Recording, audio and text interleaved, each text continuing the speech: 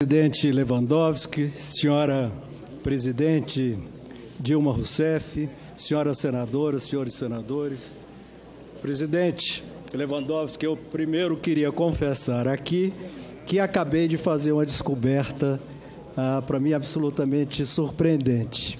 Émile Zola não nasceu na França, nasceu na Paraíba e mudou-se para Nova Iguaçu, o que foi uma grande surpresa para todos nós.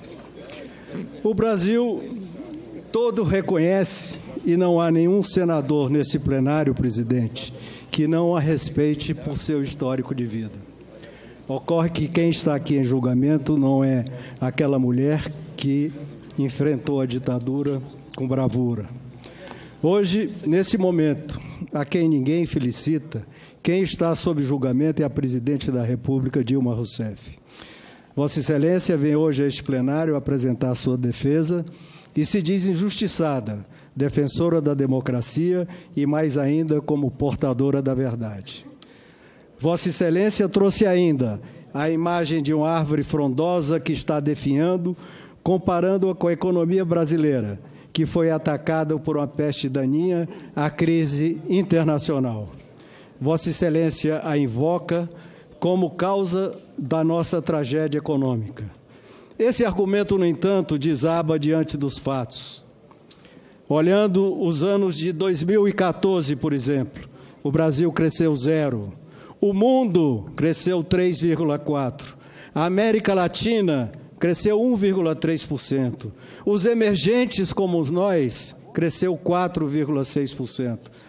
Pegando um vizinho nosso, que depende também das commodities, cresceu 5,2%. Portanto, não há qualquer correlação entre a crise internacional e a nossa tragédia econômica. Voltando à figura da árvore, trazida por Vossa Excelência, a sua raiz, a base sobre a qual se sustenta, é a credibilidade. E não pode haver credibilidade quando o governo não é transparente sobre os números. Sem esse fertilizante não há como vicejar. Além disso, nossa árvore foi sendo carcomida, aos poucos, por fungos e bactérias das mais malfazejas. O fungo da corrupção, que se espalhou pelo tronco e quase destruiu galhos robustos, como a Petrobras e a Eletrobras. A bactéria da incompetência, que contaminou a seiva daquela antes frondosa árvore, espalhando-se pelos diversos ramos da administração pública. A verdadeira gênese da crise brasileira reside, portanto, na falta de credibilidade do governo brasileiro diante da população e do mercado nacional e internacional. Vossa Excelência diz também que será um crime se este Senado condenar uma pessoa inocente, que seria uma injustiça, o impeachment de uma presidente da República por tão pouco, minimizando a gravidade dos atos praticados. É preciso que os brasileiros compreendam que a verdade é que as chamadas pedaladas, os decretos de crédito suplementares ou financiamento da dívida por bancos públicos em 2015, prática que se estendeu por anos dos governos petistas, são apenas a ponta do iceberg, aquilo que surge acima da superfície. São apenas parte de um processo que se inicia com a chamada contabilidade criativa, que foi um instrumento de enganação. Um premeditado e ardiloso esquema para mascarar os reais dados da economia, escondendo a todos os brasileiros a sua debilidade, às vésperas das eleições de 14.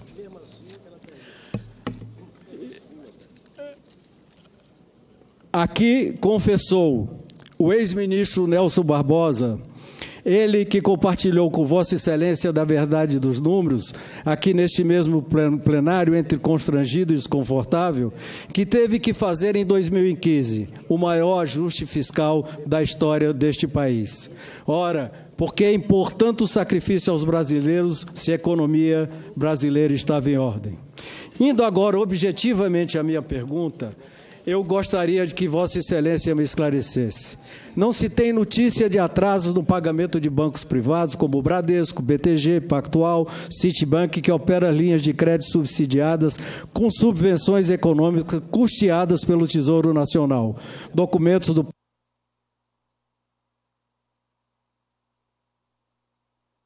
Vossa Excelência quer complementar, não é? Vossa Excelência, por gentileza, complemente.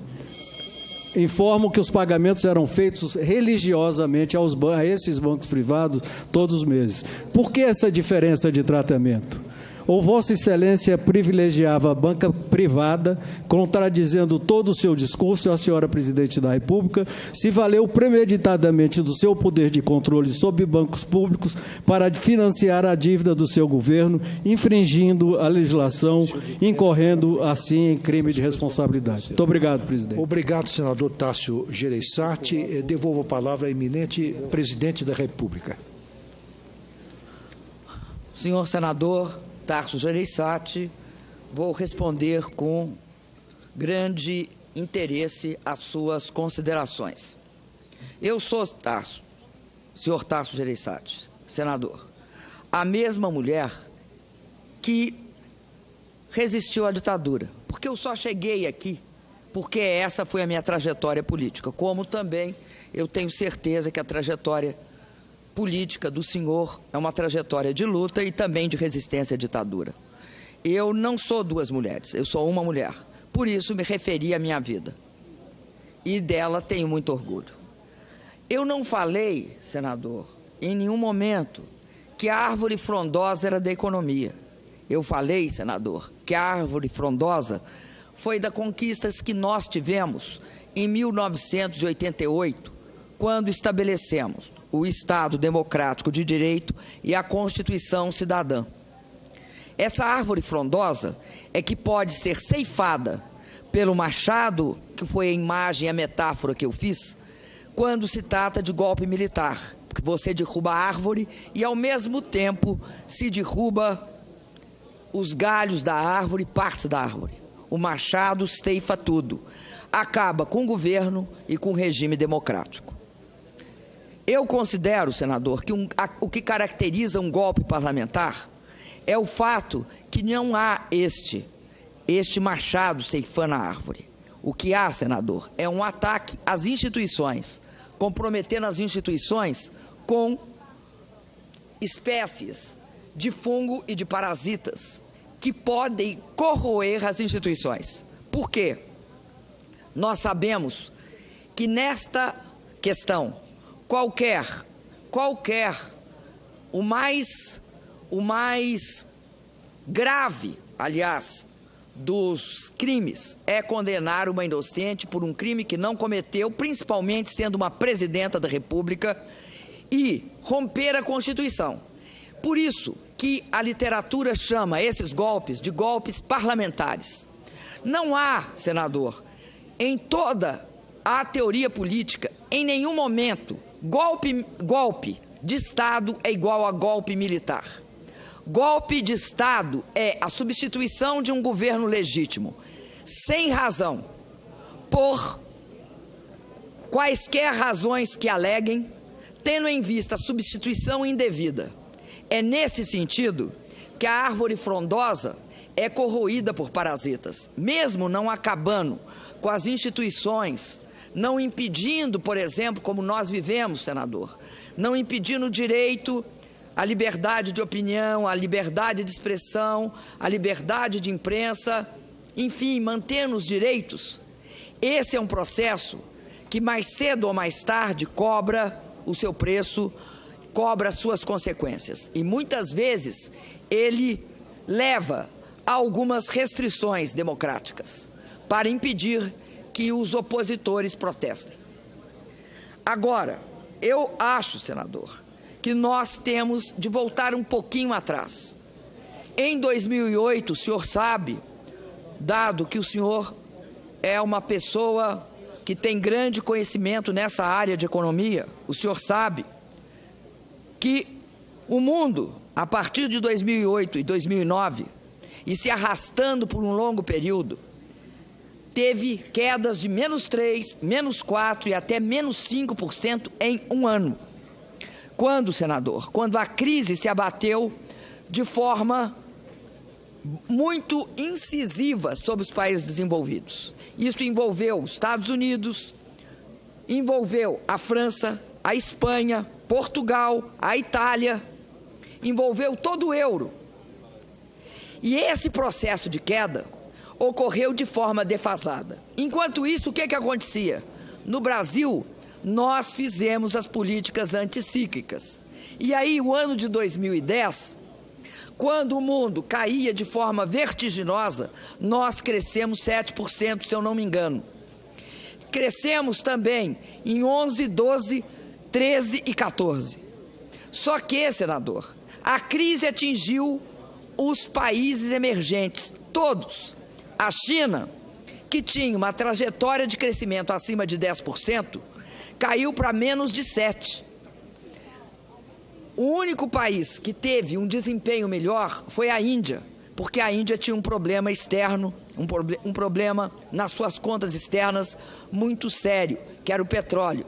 Quando o preço do petróleo cai, melhora a situação fiscal chinesa. Nós teríamos também uma crise que não passaria dessas proporções que nos outros passaram. Nós teríamos uma queda, sim, só que não seria uma queda tão profunda. O que nós pensamos, senador, diante de 2015? Vamos fazer um ajuste. Vamos fazer um ajuste, recuperar. Não podemos mais continuar fazendo política anticíclica. Vamos fazer um ajuste, vamos ultrapassar esse período e sairemos da crise. Como eu disse aqui, senador, nenhuma das nossas propostas foram aprovadas integralmente pelo Congresso. Pelo contrário, foi tudo minimizado. Foi todas as propostas de ajuste que nós enviamos ao Congresso não foram aprovadas na sua integralidade. Pelo contrário, nós tivemos pautas-bomba, que ao invés de nos ajudar a superar a dificuldade fiscal, acentuavam a dificuldade fiscal. A gente pode fazer um levantamento das pautas-bombas e elas, se eu não me engano, montam a mais de 100 bilhões de reais. Junto com as pautas-bombas, senador, há uma instabilidade política de dimensões gigantescas. Quando esteve aqui, numa palestra, o senhor Stiglitz, que foi um dos prêmios Nobel de economia, ele disse: era inexorável que a crise chegasse ao Brasil. Só que não era necessário essa profundidade. O que explica essa profundidade é a conjugação de crise econômica com crise política. Esta instabilidade é inquestionável, senador, diante do fato que a Câmara Federal não funciona de fevereiro até 5 de maio, não tem uma comissão indicada. Se isso não é boicote, eu não sei o que é boicote político. Além disso, senador, junto com esse processo, começa a Lava Jato investigando de forma forte alguns integrantes da classe política brasileira. Essa investigação leva a um recrudescimento das ameaças a nós. Esse recrudescimento passava pela exigência do senhor Eduardo Cunha que nós controlássemos as investigações que recaíam sobre ele. Isto está claro, senador, não por mim, mas pelas notícias que a imprensa, de forma profusa, colocou, informou e avisou o país. Sem sombra de dúvida, eu acredito, senador, que se certas medidas tivessem sido tomadas no início de 2015, não é que nós não teríamos crise política, crise econômica, nós teríamos uma crise econômica menor e dela teríamos saído mais rápido. Para o senhor ter uma ideia, senador, quando na passagem em 1998 para 1999, após as eleições, quando o câmbio fixo é substituído pelo câmbio flexível, móvel, e provoca uma perda de 10% do PIB. O que acontece, senador? Acontece que o governo do Fernando Henrique Cardoso tinha uma maioria parlamentar que possibilitou que ele, em 6 meses, aprovasse um ajuste. Foi isso que aconteceu, senador. Comigo, o processo foi de interrupção sistemática do meu governo.